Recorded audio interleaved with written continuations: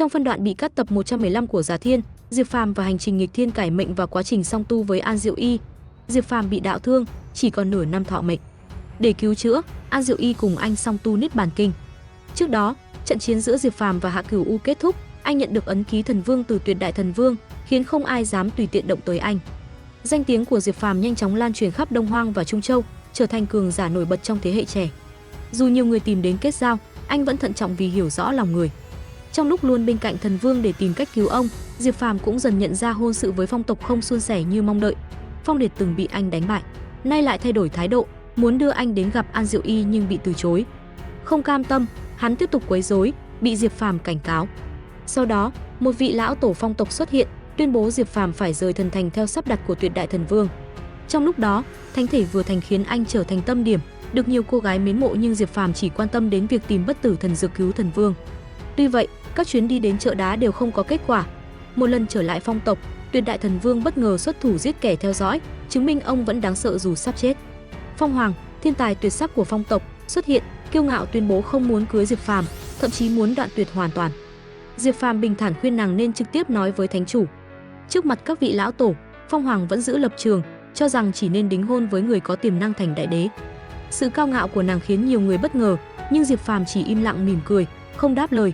Cuộc gặp nhanh chóng lan truyền, gây xôn xao khắp thần thành. Nhiều kẻ theo đuổi Phong Hoàng hoan hô quyết định của nàng, khiến tin tức càng lan rộng. Diệp Phàm vẫn giữ thái độ dửng dưng, không hề để tâm đến hôn sự. Trong khi Phong Hoàng nổi bật và thường xuyên tiếp xúc với các thánh tử, đặc biệt là cuộc gặp riêng với Kim Sĩ Tiểu Bằng Vương, càng khiến dư luận cho rằng nàng đang công khai từ chối Diệp Phàm. Các trưởng bối Phong tộc cũng tỏ ra phiền lòng. Trong khi đó, Tuyệt Đại Thần Vương dặn Diệp Phàm cứ hành động tự do, tranh thủ thời gian tiêu diệt những kẻ có mưu đồ. Khi Diệp Phàm cùng Đồ Phi, Lý Hắc Thủy và con chó đen đi dự tiệc, sự hiện diện của anh thu hút ánh nhìn của mọi người.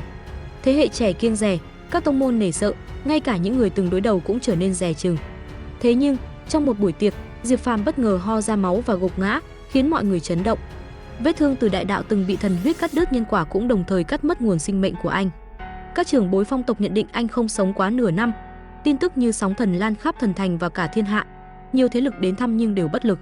Sau khi tỉnh lại, Diệp Phàm nằm trên mái nhà cùng Bàng Bác, ngắm sao trời và bày tỏ nguyện vọng người bạn này có thể về chăm sóc cha mẹ thay mình.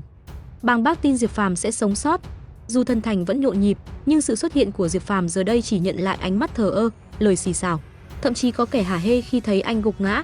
Nửa đêm, Diệp Phàm lặng lẽ ngồi một mình trong viện, ánh sao dọi xuống càng làm tăng vẻ cô tịch. Một lần nữa, anh ho ra máu, đau đớn trước vết thương không thể chữa lành. Đúng lúc đó, một con kỳ lân nhỏ màu vàng bất ngờ xuất hiện, dùng sương mù 7 màu chữa trị. Tuy không thể chữa dứt điểm, nhưng lại đem đến chút ấm áp trong lòng Diệp Phàm. Sinh linh nhỏ bé tuy mất trí nhớ, nhưng vẫn dùng bản năng ngây thơ nhất để quan tâm đến anh, khiến lòng anh dâng lên cảm xúc khó diễn tả. Diệp Phàm rơi vào cảnh sinh tử. Khi ấy Lý Hắc Thủy và Đồ Phi trở về, nói rằng nếu nuốt hạt giống kỳ lân có thể kéo dài mạng sống. Bàng Bác cũng quay lại, tuy kiệt sức nhưng vẫn quyết tâm tìm lấy Tâm Thanh Đế cho Diệp Phàm. Tuy nhiên, Diệp Phàm hiểu rằng vết thương do đại đạo để lại không thể chữa bằng ngoại vật, nên khuyên họ đừng liều mạng. Hắn bước tiếp trên con đường thần thành, dù bị chế giễu vẫn giữ vẻ bình thản. Hắc Hoàng thì nổi giận, phản kích kẻ mỉa mai, khiến Diệp Phàm phải lên tiếng cảnh cáo mọi người tránh xa. Khi hoàng hôn buông xuống, Diệp Phàm đến trước Miêu Dục Am và gặp Ngô Tử Minh cùng Lý Trọng Thiên cố ý khiêu khích. Bị xúc phạm, hắn ra tay giết sạch kẻ địch, chỉ còn 2 người may mắn trốn thoát, nhưng cũng bị Diệp Phàm truy sát thành xương máu. Các tu sĩ tận mắt chứng kiến đều chấn động, hiểu rằng dù thánh thể bị thương nặng, khí thế vẫn ngút trời, không ai được phép mạo phạm. Sau đó, Diệp Phàm lặng lẽ bước vào Miêu Dục Am, trong cung điện đẹp như tiên cảnh, hắn ngồi uống trà đối diện An Diệu Y, một mỹ nhân tuyệt sắc. Nàng trách móc nhẹ nhàng, giọng nói như thiên âm, gợi cảm xúc khó tả. Diệp Phàm nói dù phá được lời nguyền nhưng không sống được lâu, liệu nàng có muốn tự tay giết hắn? An Diệu Y chỉ cười, bảo rằng nếu hắn thất bại, nàng sẽ là người đầu tiên ra tay, nhưng rồi lại dịu dàng nói không đành lòng. Diệp Phàm thở dài, tiếc nuối vì không thể quay về cố hương. Dù phá lời nguyền, số phận vẫn không thay đổi. Hắn nói đêm nay đến gặp nàng, sau đó sẽ bái biệt thần vương và rời khỏi thần thành. An Diệu Y mỉm cười bảo ít nhất hắn không ra đi lặng lẽ. Khi nàng hỏi nếu nàng mãi chìm trong hồng trần thì hắn sẽ thế nào, Diệp Phàm định trả lời nhưng bị nàng chặn lời bằng cử chỉ đầy dịu dàng, chỉ cần chàng còn sống là đủ. Nàng đưa cho hắn một cuộn cổ thư, bảo đó là pháp môn do đệ tử của Thích Ca Mâu Ni để lại ở Miêu Dục Am hơn 1000 năm trước, tên là Niết Bàn. Diệp Phàm kinh ngạc khi biết điều này. An Diệu Y mời hắn ở lại, rồi giải thích cuộn thư chứa yếu chỉ giúp tái sinh, từng cứu một am chủ đang hấp hối. Cuộn cổ thư làm từ chất liệu cổ xưa, dày đặc chữ viết, giảng giải huyền lý sinh tử.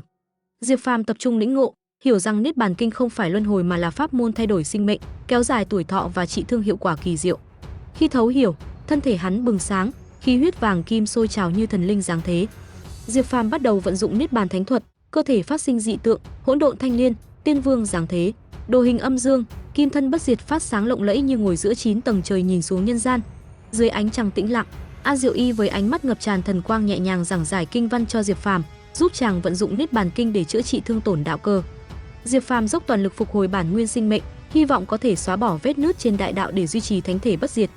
Tuy nhiên, dù thử nhiều lần, mỗi lần đều thất bại, máu tươi tràn ra khóe môi. Dù An Diệu Y không ngừng khích lệ, Diệp Phàm hiểu rõ phương pháp này hao tổn tinh huyết quá lớn, ngay cả thánh thể cũng khó duy trì nếu thất bại liên tiếp. An Diệu Y băn khoăn vì Niết Bàn Kinh vốn là thánh thuật Phật giáo của Tây Mạc, dù chỉ là bản yếu chỉ cũng đủ trị thương tận gốc. Cô kể lại truyền thừa Miêu Dục Am vốn có nguồn gốc từ Phật môn, sau dung hợp pháp môn song tu đạo ra mà đổi tên. Ngàn năm trước, một đệ tử Thích Ca Mâu Ni đi ngang Đông Hoang để lại Niết Bàn yếu chỉ tại Miêu Dục Am rồi biến mất. Nhưng về thân phận người đó, An Diệu Y cũng không biết rõ. Trước tình cảnh bế tắc, An Diệu Y quyết định thi triển pháp môn song tu tối thượng, kết hợp với Niết Bàn Kinh để cứu Diệp Phàm. Nàng bước đến, nắm lấy má chàng, mỉm cười, "Hôm nay, ta sẽ là người phá lệ, thanh toàn cho chàng được tái sinh."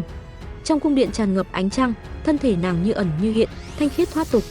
Pháp môn khởi động, tiếng tụng kinh vang vọng, thần thánh và bình yên bao trùm. Thế nhưng, dù vận dụng hết thảy, vết thương đạo cơ của Diệp Phàm vẫn không lành, sinh mệnh nguyên lực vẫn suy yếu. Anh lặng lẽ quấn tóc nàng quanh ngón tay, ánh mắt thâm trầm, quyết tâm dù phải trả giá nào cũng sẽ tìm bằng được tiên dược bất tử. An Diệu Y đoán đây có thể là lần gặp cuối, nhưng Diệp Phàm kiên định, "Ta sẽ không chết. Ta còn muốn sống vạn năm để khiến các thánh địa phải im lặng." Khi nàng nhắc đến việc nửa còn lại của thôn Thiên Ma Quán sắp xuất thế, Diệp Phàm hỏi liệu có cần những thể chất mạnh như thánh thể, thân thể cùng xuất hiện không. Nàng chỉ bảo, "Đừng đi, đừng hỏi tại sao." Diệp Phàm im lặng đồng ý. Cuối cùng, nàng bảo chàng hãy rời đi. Trước khi đi, nàng giúp anh mặc lại y phục. Diệp Phàm nói, mỗi một thời gian, nàng sẽ lại nghe tin về ta. Vùng đất này sẽ không yên bình. Sau khi rời khỏi Miêu Dục Am, Diệp Phàm gây chấn động khắp thần thành, dễ dàng giết Ngô Tử Minh, Lý Trọng Thiên, khiến các thánh tử thánh nữ đều khiếp sợ, không dám đối đầu. Trong lúc từ biệt Tuyệt Đại Thần Vương, anh nghe được tin thánh chủ Phong tộc và Thần Vương áo trắng đang bàn chuyện liên hôn. Tuy nhiên, vì thương tổn quá nặng, chỉ còn sống được nửa năm, Diệp Phàm không còn là đối tượng được tranh giành. Phượng Hoàng phản đối chuyện hôn sự, khiến cuộc liên hôn thất bại. Tuyệt Đại Thần Vương chỉ tiếc nuối đôi chút, rồi an ủi Diệp Phàm đừng tuyệt vọng. Trước khi rời quê hương, Diệp Phàm được cho biết có lẽ chỉ tiên dược bất tử được nuôi dưỡng trong thiên địa thái cổ mới có thể chữa lành. Anh chợt ngộ ra, vận mệnh giờ đã nằm trong tay mình.